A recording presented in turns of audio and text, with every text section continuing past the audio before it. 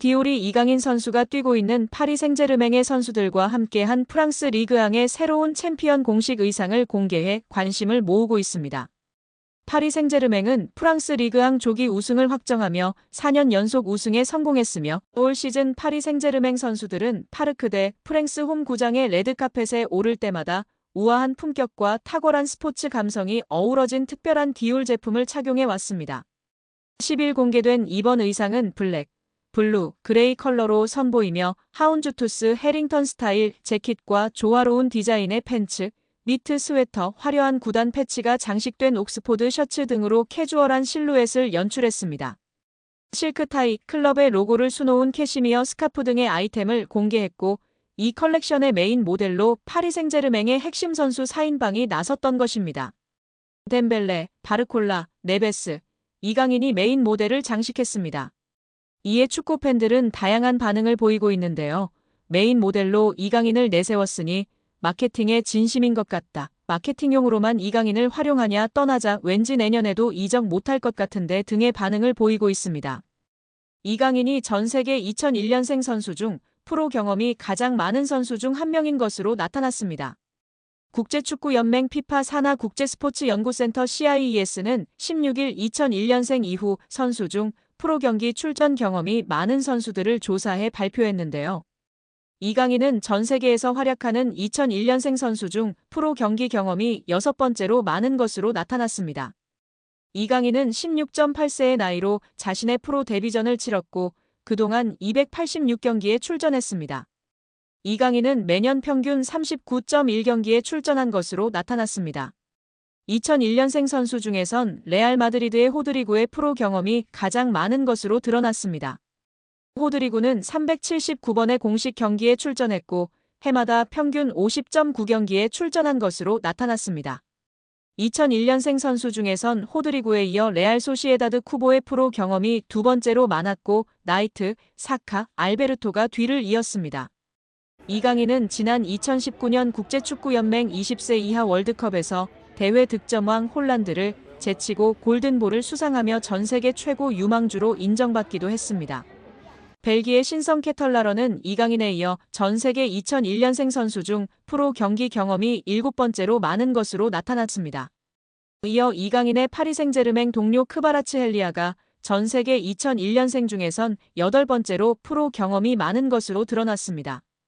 2002년생 선수 중에선 레알 마드리드의 카마빙가의 프로 경기 경험이 가장 많았고 리버풀의 흐라벤베르흐가 뒤를 이었습니다. 2003년생 중에선 레알 마드리드의 벨링엄과 바이에른 뮌헨의 무시알라가 프로 경기 경험에서 나란히 1위와 2위를 기록했습니다. 여기에 정말 미쳐버린 이강인 선수인데요. 파리 생제르맹에서 맹활약 중인 이강인 선수를 객관적으로 평가한 지표가 축구 커뮤니티에서 화제가 되고 있습니다. 파리 생제르맹에서 뛰었던 선수들 중 한 경기에서 키패스 7회 이상 기록한 선수는 총 4명입니다. 모두가 알만한 월클인 선수들밖에 없습니다. 네이마르, 디마리아, 메시, 사라비아 선수인데요. 이 중 네이마르는 3회나 기록할 정도로 파리 생제르맹에서 키패스를 뿌리는 역할을 담당했었습니다. 그리고 이제 이강인 선수가 추가되었습니다. 심지어 이번 시즌만 두 번째입니다. 지난 2024년 시즌에서 키패스 7개를 기록했고 올 시즌 생테티엔전에서 키패스 7개를 기록하며 네이마르 선수에 이어 두 번째로 많은 한 경기 키패스 7회 기록 선수가 되었습니다. 여기에 맨체스터 유나이티드가 파리 생제르맹 선수를 대거 영입하는 것을 추진하는 것으로 전해졌습니다. 프랑스 매체 PSG 인사이드는 PSG 선수 중 3명이 맨유에 관심을 받고 있다. 맨유는 이강인, 네베스, 멘데스 영입을 계획하고 있다. PSG가 챔피언스리그에서 선보인 경기력으로 인해 맨유는 PSG 선수들에게 관심을 가지고 있다고 전했습니다. 프랑스 매체 버풋볼 클럽은 21일 맨유 영입설이 있는 선수 중 멘데스는 PSG와 재계약 협상 중 맨유가 자신에게 관심을 보이자 맨유의 관심을 이용해 PSG에 더 높은 급여를 요구하기도 했다. 멘데스는 지난 2월 PSG와 계약을 연장했고 1년 연장 옵션을 포함해 2030년까지 5년 재계약을 체결했다. 맨유는 멘데스와 PSG의 재계약에도 불구하고 멘데스 영입을 포기하지 않을 것이라고 언급했습니다. 이 매체는 PSG는 맨유가 영입을 원하는 3명의 선수 중에서 올 여름 이적 시장에선 이강인만 이적 가능하다는 뜻을 나타냈다. 멘데스와 네베스에 대해 PSG 경영진은 이적 불가라고 전했다고 덧붙였습니다. 이강인은 최근 메뉴 이적설이 꾸준히 언급됐는데요. 다만 이강인은 다양한 이적설에도 불구하고 올 시즌 종료 이후에도 PSG에 잔류할 가능성도 주목받고 있습니다. 프랑스 매체 르파리지앵은 PSG의 캄포스 단장은 이강인과의 재계약을 자신의 우선순위 중 하나로 삼았다. 이강인은 2028년 6월까지 PSG와 계약 기간을 맺고 있다며 시장 가치 3천만 유로로 평가받는 이강인 영입을 원하는 클럽은 넘쳐난다. 프리미어리그의 맨체스터 유나이티드와 크리스탈 팰리스가 이강인 영입을 위해 움직일 수도 있다고 언급했습니다.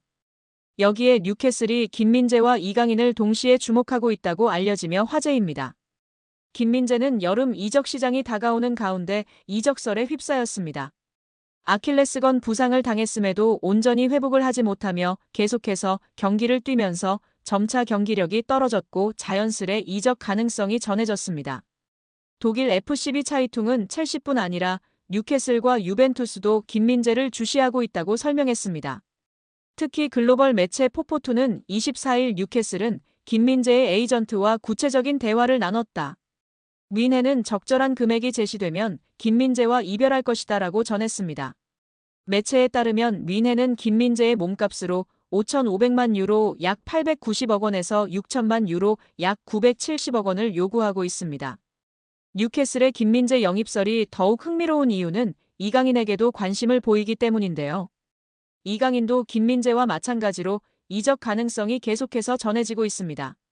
이강인은 실제로 지난 겨울부터 여러 클럽의 관심을 받았고 뉴캐슬의 이름도 포함이 됐었습니다. 당시에는 PSG가 이강인을 매각하지 않기로 결정하면서 모든 제안을 거절, 이강인은 프랑스 리그에 남게 됐습니다. 하지만 겨울 이후 이강인의 상황이 달라졌는데요.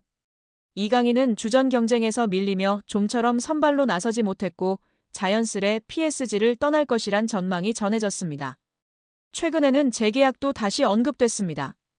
프랑스 푸실은 PSG의 루이스 캄포스 단장은 이강인과의 재계약을 우선순위로 고려하고 있다고 했습니다.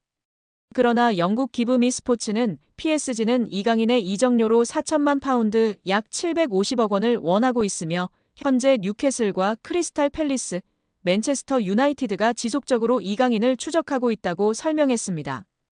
여러 보도를 종합했을 때 뉴캐슬은 분명 이강인과 김민재에 관심이 있으며 상황에 따라서는 여름 이적 시장에 둘을 동시에 영입하는 그림이 그려질 가능성도 충분한 상황입니다. 여기에 국내 방송에서 히딩크 감독이 한국과 이강인, 손흥민 등을 언급하며 이야기한 사실이 화제가 되고 있습니다. 4월 17일 방송된 유퀴즈 온 더 블럭 240회에서는 거스 히딩크 전 대한민국 축구대표팀이 출연해 한국 축구의 미래를 응원했습니다. 또 히딩크와 친분이 있는 야판츠베 된 서울시향 음악 감독도 출연해 히딩크와 티키타카를 자랑했습니다.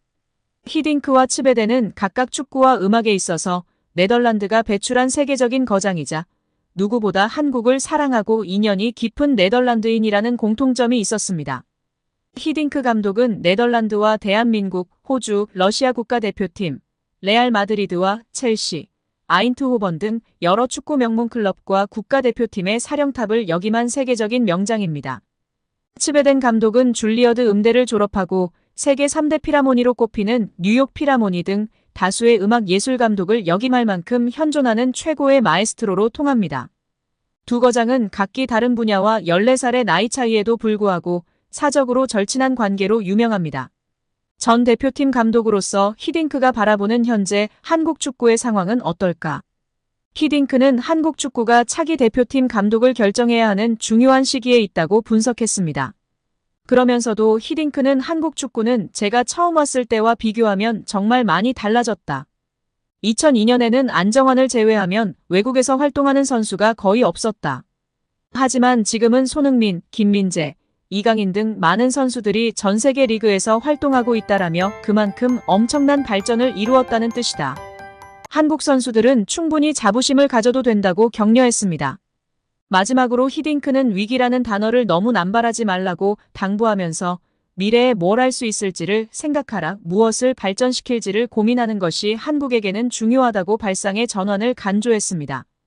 한국 선수들 특유의 강인한 정신력을 높이 평가한 히딩크는 앞으로도 한국 축구만의 강인한 정신을 유지한다면 더 멋진 미래가 열릴 것이라는 따뜻한 덕담을 전하며 이야기를 마무리했습니다.